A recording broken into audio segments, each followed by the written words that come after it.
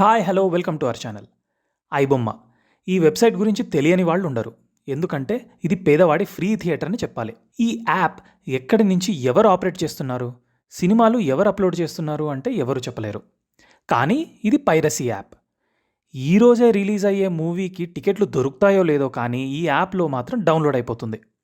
ఆ మూవీని ఎలా తీస్తారో తెలియదు, కానీ ఎలాంటి డబ్బులు లేకుండా ఫ్రీగా ఫుల్ మూవీని చూసేయొచ్చు. ఇది ఎలా జరుగుతుంది, ఎవరు చేస్తున్నారు అనేది ఎవ్వరూ కనుక్కోలేకపోయారు. ఈ ఐబొమ్మలో మూవీ క్వాలిటీ చాలా బాగుంటుంది. అది ఎవరు తీస్తున్నారు, అంత క్వాలిటీ ఎలా మెయింటైన్ చేస్తున్నారు అనేది ఎవ్వరికీ అర్థం కాదు. అంతేకాదు, ఓటీటీ ప్లాట్ఫామ్స్లో ఏ మూవీ రిలీజ్ అయినా హై హెచ్డీ క్వాలిటీతో ఈ యాప్లో మూవీ రిలీజ్ అయిపోతుంది. అందుకని నేడు ఐబొమ్మ ఇంత ఫేమస్ అయ్యింది. కానీ ఈ ఐబొమ్మ అనేది ప్రేక్షకులకు వరం కావచ్చు, కానీ ఓటీటీ వాళ్ళకి మాత్రం అది ఒక శాపం. ఎందుకంటే కోట్లు పెట్టి సినిమా కొంటే ఇలా ఫ్రీగా ఈ యాప్లో వస్తే అందుకే దానివలన ఈ ఓటీటీ వాళ్ళు నష్టాలను చూస్తున్నారు. ఓటీటీ ప్లాట్ఫామ్స్ అయిన అమెజాన్, నెట్ఫ్లిక్స్, ఆహా, జీ5, హాట్స్టార్ వీళ్ళంతా నష్టాలను చూస్తున్నారు. అలాంటప్పుడు ఈ ఐబొమ్మను బ్యాన్ చేయడం మరియు యాక్షన్ తీసుకోవడం ఎందుకు చేయట్లేదు? ఇదంతా ఒక ఎత్తు అయితే అసలు ఐబొమ్మలో మూవీ చూడటం లేదా డౌన్లోడ్ చేయడం లీగలా?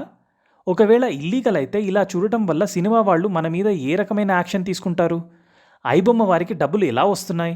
ఈ ఐబొమ్మలో మూవీస్ చూడటం కానీ డౌన్లోడ్ చేయడం వల్ల కానీ మన మొబైల్లోకి ఏమైనా వైరస్ వస్తుందా అనేది, ఇలాంటి ప్రశ్నలన్నిటికీ ఈ వీడియోలో మీకు సమాధానాన్ని ఇవ్వాలనుకుంటున్నాం. ఈ వీడియోని స్కిప్ చేయకుండా చూడండి. ఈ వీడియో మీకు ఇంట్రెస్టింగ్గా ఉంటుందని అనుకుంటున్నాను. www.ibomma.com 2016లో రిజిస్టర్ చేసుకున్నారు. ఆల్రెడీ కాపీరైట్స్ ఉన్న కంటెంట్ని ఈ ఐబొమ్మ వెబ్సైట్లో పెడుతున్నారు. అలా పర్మిషన్ లేకుండా పెట్టడం ఇల్లీగల్. అలా పర్మిషన్ లేకుండా పెట్టిన కంటెంట్ని మనం చూస్తున్నాం కాబట్టి మనం కూడా ఇల్లీగల్ యాక్టివిటీస్ చేస్తున్నట్టే. మరి అలాంటప్పుడు మన మీద ఎందుకు యాక్షన్ తీసుకోవట్లేదు? ఎందుకంటే థియేటర్కి వెళ్ళి చూసే వాళ్ళకన్నా ఈ ఐబొమ్మలో మూవీ చూసే వాళ్ళే ఎక్కువగా ఉన్నారు. అంతమంది మీద యాక్షన్ ఎలా తీసుకోగలరు? అందుకే ఇలా చూడటం అనేది ఇల్లీగల్ యాక్టివిటీ అయినా కూడా ఎక్కువ జనం ఇలా చూస్తున్నారు కాబట్టి ఎవరికి ఏమీ కావట్లేదు. అసలు చూసేవాళ్లదే ఇల్లీగల్ యాక్టివిటీ అయితే మరి ఐబొమ్మలో సినిమాలు పెట్టే వాళ్ళది కూడా ఇల్లీగలే కదా. మరి వాళ్ళ మీద ఎందుకని యాక్షన్ తీసుకోవట్లేదు అని అనుమానం కలగవచ్చు. ఈ ఓటీటీ వాళ్ళంతా కలిసి ఐఎస్పీకి కంప్లైంట్ చేస్తారు. ఐఎస్పీ అంటే ఇంటర్నెట్ సర్వీస్ ప్రొవైడర్. మామూలుగా మనకేమైనా ప్రాబ్లమ్స్ వస్తే పోలీస్ వాళ్ళని ఎలా అయితే మనం అప్రోచ్ అవుతామో అలాగే ఇంటర్నెట్లో ఏదైనా ప్రాబ్లం వస్తే ఈ ఐఎస్పీకి కంప్లైంట్ చేస్తారు.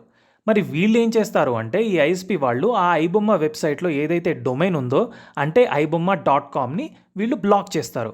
కానీ దీని వెనక ఉండి వాళ్ళని పట్టుకోలేరు. ఎందుకంటే మామూలుగా అమెజాన్ లేదా నెట్ఫ్లిక్స్ లాంటి ప్లాట్ఫామ్స్లో ఏదైనా ఇల్లీగల్ యాక్టివిటీ జరిగితే వాటి ఓనర్ని అడగొచ్చు.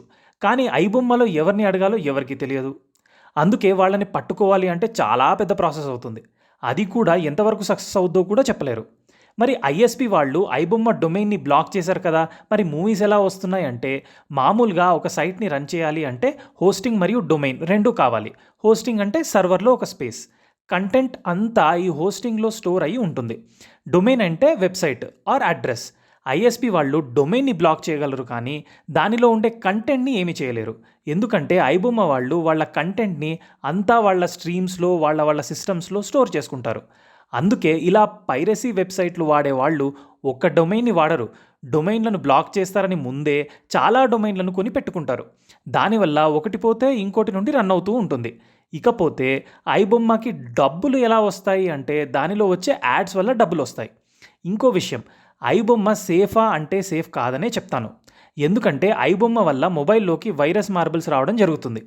అందుకే ఇది సేఫ్ కాదు. ఐబొమ్మలో ఉన్న మూవీస్ చూసేటప్పుడు యాడ్స్ వస్తుంటాయి. అవి చూడటం వల్ల ఐబొమ్మ వాళ్ళకి అమౌంట్ వస్తూ ఉంటుంది. ఏదేమైనప్పటికీ ఇలా చూడడం అనేది ఇల్లీగలే కాదు, సేఫ్ కూడా కాదు. ఈ వీడియో కనుక మీకు నచ్చినట్లయితే లైక్ చేసి సబ్స్క్రైబ్ చేసుకోండి. Thank you.